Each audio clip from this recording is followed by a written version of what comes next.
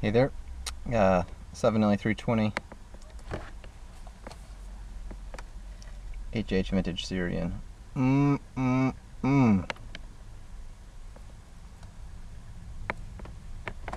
Good stuff.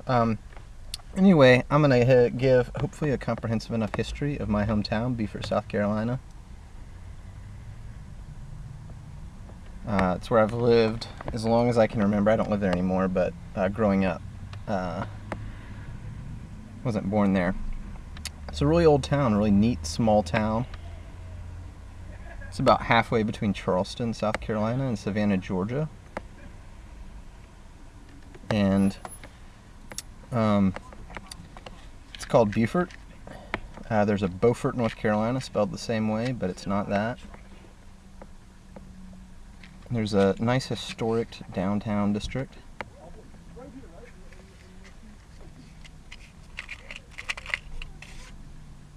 It's been around since before the Revolutionary War. In fact, I don't remember since I took a tour there, but one of the houses down there has, at the basement level, sort of just sticking out of the ground, all around there's these little slits cut that are musket slits. I'm trying to remember if that might have been from the Revolution, in case the town was ever attacked, they could fight the British from the basement of this house. It might have been for Indians, I don't remember. There's this really old fort there that's located on what's now a Naval Hospital base called Fort Frederick. That's pretty old. That was built originally to stop the Spanish and the Indians. Some of the early settlers in the area were French Huguenots, French Protestant Christians. France, obviously, is a more Catholic nation traditionally, at least until the Revolution. But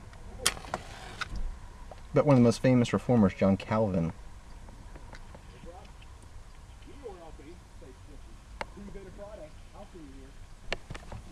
he was from France, and he lived most of his life in exile.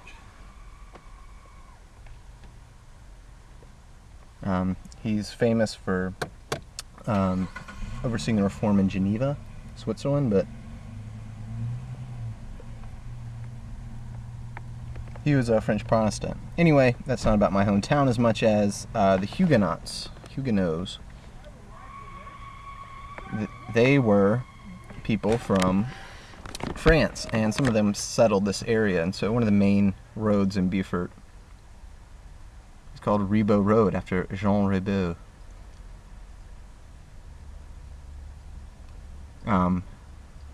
Because they were some of the early settlers. It was one of the signers of the Declaration of Independence lived in Beaufort,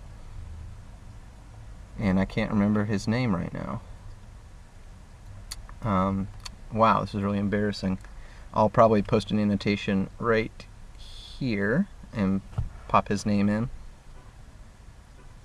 But he signed the Declaration of the House. He signed the Declaration of Independence, and he's got a house that's still intact and serves as a museum downtown, which is kind of neat. There's some hooligans running around outside. At the time of the Civil War, Beaufort fell to the Northern forces quite early,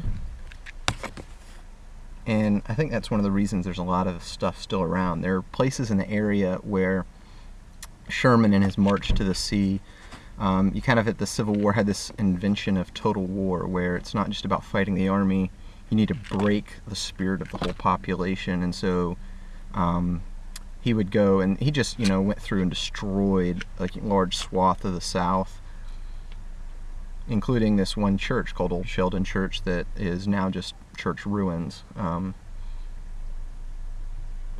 It's in the area.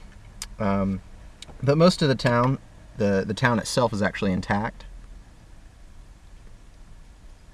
because it was held by Union forces throughout the Civil War. One of the the church I grew up in, the Baptist Church of Beaufort,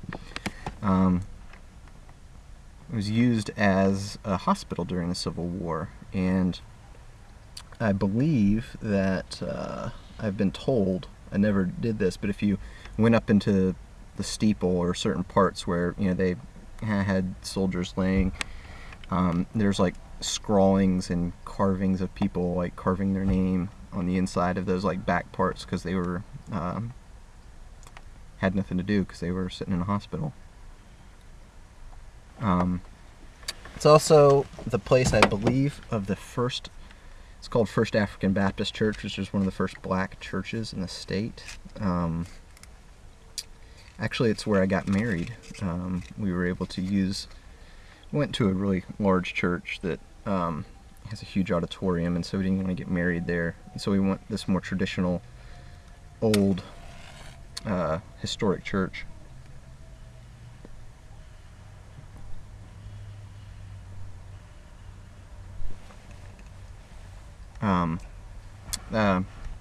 So that's another kind of interesting thing. Forrest Gump was not filmed there, but it was filmed in the area. I believe The Prince of Tides was filmed there. And further upstate, they filmed the movie Radio, which I was actually an extra in. But they came to those area high schools from my area to recruit cheerleaders and football players to play the football players from the football scenes in the movie Radio, Cuba Gooding Jr.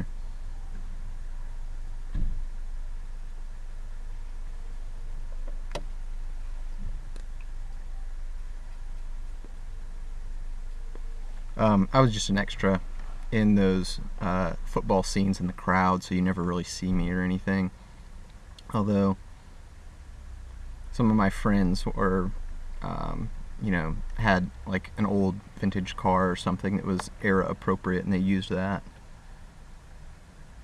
at some point in the movie. I think that's it. Hopefully this is comprehensive enough. Congrats on the subs, West Virginia Piper. And thanks for the contest.